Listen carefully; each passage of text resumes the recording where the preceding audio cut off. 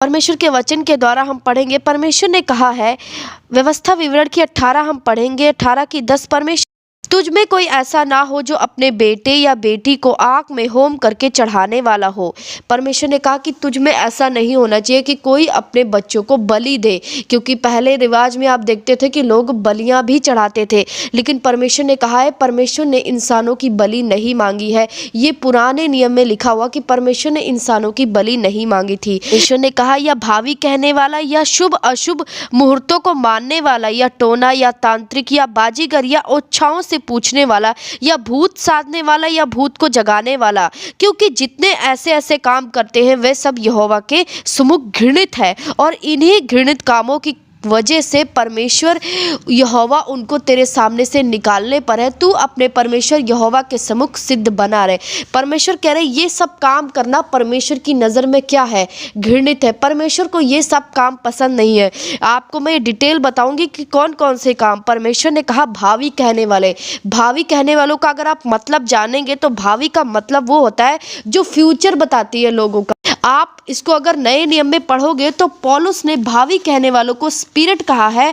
हम उसमें भावी कहने वाले का मतलब अगर आप इसको सर्च करें तो इसमें पता लगेगा आपको कि ये फ्यूचर बताती है, लोगों की आने वाली बातें पहले ही बता देती है। लेकिन पौलुस ने क्या कहा? पौलुस ने कहा ये एक स्पिरिट है। हम इसमें पढ़ेंगे वचन के द्वारा। परमेश्वर के वचन में क्या लिखा है? जब हम प्रार्थना करने की जगह जा रहे थे तो हमें एक दासी मिली जिसमें भावी कहने वाली आत्मा थी और भावी कहने से अपने स्वामियों के लिए बहुत कुछ कमा लेती थी। जब पौलुस प्रार्थना करने के लिए जा रहा था तो एक दासी मिली जो फ्यूचर बताती थी लोगों का, और उस वजह से वो बहुत सारे पैसे कमा लेती थी। पर उसके बाद पौलुस ने क्या, वो बहुत दिन तक ऐसा ही करती रही। परंतु पौलुस दुखी हुआ और मुड़कर उस आत्मा से कहा, मैं तुझे यीशु मसीह के नाम से आज्ञा देता हूँ कि उसमें से निकल जा। और वह उसी घड़ी निकल गई, क्योंकि ये एक आत्मा थी, एक स्पिरिट थी, भावी कहने वाली स्पिरिट थी, और ये लोगों को फ्यूचर बताती थी। परमेश्वर ने कहा ऐसे काम तुमने नहीं करना है, तुमने किसी को ऐसे काम नहीं करना है, ना ऐसे चक्करों में पड़ना है। आज हम क्रिश्चियन होकर भी लोगों के पास जाते हैं अपना फ्यूचर पूछने। परमेश्वर ने कहा क्या है? ना तुम ऐसा काम करना, ना ऐसे लोगों के तुम पास जाना, जैसे परमेश्वर के वचन के अनुसार आप देख सकते हो। उसके बाद परमेश्वर ने क्या कहा? ना टोना, ना तांत्रिक। आप जानते हो टोना और तांत्रिक क्या होता है? जो जादू टोना करते हैं, जो तांत्रिक लोग होते हैं, जहाँ लोग जाकर जादू टोना करवाते हैं, वश में करवाते हैं किसी को, इसको वश में कर दो। आप जानते होंगे कि ये चीज़ें क्या है, क्रिश्चियन जानते हैं। परमेश्वर ने कहा ऐसे काम ना करना और ना ऐसे लोगों के पास जाना। शुभ अशुभ मुहूर्तों को, अब शुभ अशुभ मुहूर्तें क्या है? जैसे बहुत सारी बातों पे आज हम क्रिश्चियन होकर भी कई बार हम वही ट्रेडिशनल फॉलो करते हैं जो पहले लोग फॉलो करते थे। जैसे ये नहीं करना, इस दिन हमने कहीं नहीं जाना, या ऐसा नहीं करना। जैसे आप कहते हो छींक मार देना, ये हमारे लिए बुरा है। आज के दिन हमें नहाना नहीं सही है, आज के दिन हमें जाना सही नहीं है, आज के दिन हमारा बुरा होगा, आज का दिन ठीक नहीं है, ये दिन सही है, ये दिन सही नहीं है। बहुत सारी बातें, जैसे आंखों का फड़कना, मेरी आंखें फड़क रही है, कुछ बुरा चीज़ है जो परमेश्वर ने कहा तुमने नहीं मानना है। जैसे कहते हैं कि आज वीरवार है, आज वीरवार है, आज हम अपने सिरों को नहीं धोएंगे। ये वो ट्रेडिशन है जो लोग फॉलो करते थे, जो मूर्ति पूजक लोग होते थे, वो इन चीज़ों को मानते थे। पर परमेश्वर ने कहा कि तुम में ऐसा कोई नहीं होना चाहिए। तुम परमेश्वर के हो, तुम परमेश्वर के वचन पर विश्वास करोगे, उसके वचन के अनुसार अपने जीवन को चलाओगे, ना कि उनके अकॉर्डिंग चलोगे जैसे लोग चलते हैं कि हम ये नहीं करेंगे, हम वो नहीं करेंगे, हम ये नहीं खाएंगे, हम ऐसे नहीं करेंगे, ये हमारे लिए शुभ है, ये हमारे लिए अशुभ है।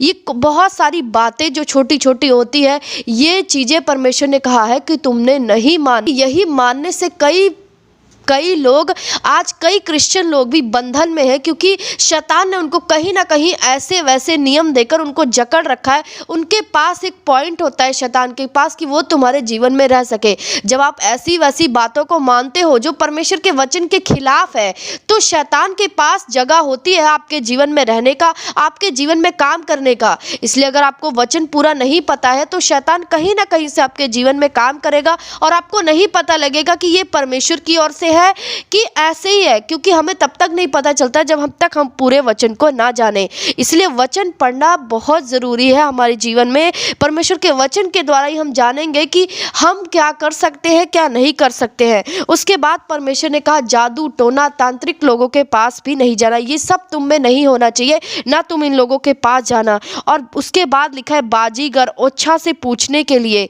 बाजीगर जो जादूगर वगैरह होते हैं, जो जादू करके काफ़ी चीज़ें चेंज कर देते हैं। जैसे मूसा के टाइम पर जब वो मिस्र में गया था तो कुछ जादूगर थे, जो मूसा चमत्कार कर रहा था वहाँ पे, वो जादूगर भी कर रहे थे, पर वो एक स्पिरिट से कर रहे थे जो परमेश्वर की ओर से नहीं था, वो उस स्पिरिट से कर रहे थे। आज भी वही चीज़ें, लोग जादूगरों के पास जाते हैं जो ऐसे वैसे काम करते हैं, उनको लगता है ये कोई चमत्कार है, ये कोई अद्भुत चीज़ें हैं, लेकिन बहुत सारी चीज़ें शैतानी स्पिरिट से होती है जो आपको नहीं पता लगेगा जब तक आप परमेश्वर के वचन में नहीं चलोगे। उसके बाद परमेश्वर ने कहा ओछाओं से पूछने के लिए। ओछा का मतलब क्या है? ओछा का मतलब आप देखो नेट पे सर्च करके, परमेश्वर ने क्या कहा है। ओछा का मतलब होता है कि वो लोग जो आपकी परिस्थितियों को, जो आपकी बीमारियों को, जो आपकी तकलीफ़ों को किसी अलग शक्ति के द्वारा ठीक करने की कोशिश करते हैं। अलग शक्ति के द्वारा जो आपकी लाइफ की चीज़ों को ठीक करना चाहते हैं। ऐसा करोगे तो ऐसा हो जाएगा, ऐसा करोगे तो ऐसा हो जाएगा, इस चीज़ को ऐसा कर दो तो आपकी बीमारी चली जाएगी, आप ऐसा कर दो तो आपके ट्रबल चले जाएंगे। वो अलग तरीक़ों से, इसका मतलब कुछ अलग तरीके से जो परमेश्वर के वचन के खिलाफ है, वो तरीके इस्तेमाल करके आपकी परिस्थितियों और आपकी मुसीबत या आपकी बीमारियों का हल वो अलग शक्ति से करते हैं। ये भी परमेश्वर की ओर से नहीं है। अगर परमेश्वर का वचन आपके जीवन में नहीं है तो आप कभी नहीं परख पाओगे कि ये परमेश्वर के वचन के अनुसार है कि नहीं है। आपको लगेगा सब कुछ सही है। इसलिए परमेश्वर का वचन और परमेश्वर का इंस्ट्रक्शन आपके जीवन में होना बहुत जरूरी है। परमेश्वर ने कहा या भूत साधने वाला या भूत को जगाने वाला, क्योंकि जितने ऐसे काम करते हैं वो परमेश्वर की नज़र में घृणित है, परमेश्वर की नज़र में बुरा काम है, और ऐसे काम करने वालों को परमेश्वर कभी पसंद नहीं करता। परमेश्वर ने कहा मैं ऐसे लोगों को निगलने पर हूँ, इसलिए जो आज्ञा, जो इंस्ट्रक्शन मैंने मूसा के द्वारा तुमको दी है उसी में तू सिद्ध बना रहे, ताकि परमेश्वर जो आशीषें आपको देना चाहता है वो दे सके। ये वचन बहुत गहरा है। अगर आप इसको सर्च करके पढ़ते हो तो आपको बहुत ऐसी चीज़ें मालूम होगी जो आप नहीं समझ सकते। इस वचन के द्वारा आप समझोगे कि आप अपनी लाइफ में कर क्या सकते हो, अपनी लाइफ में क्या नहीं कर सकते हो।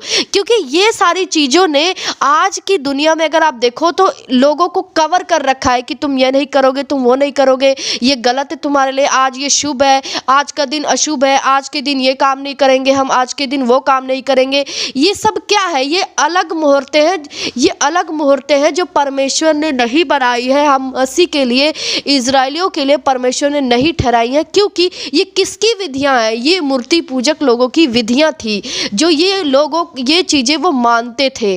पर परमेश्वर ने कहा कि तुम इन चीज़ों को ना मानना, ये सब चीज़ें मेरी नज़र में अशुद्ध है, मेरी नज़र में नहीं है, ये परमेश्वर की ओर से नहीं है। जब आप इन आज्ञाओं को ध्यान से समझते हो तो आप जानते हो कि आप अपनी लाइफ में क्या कर सकते हो, क्या नहीं कर सकते हो। आप किसी चीज़ में बंधे नहीं रहो।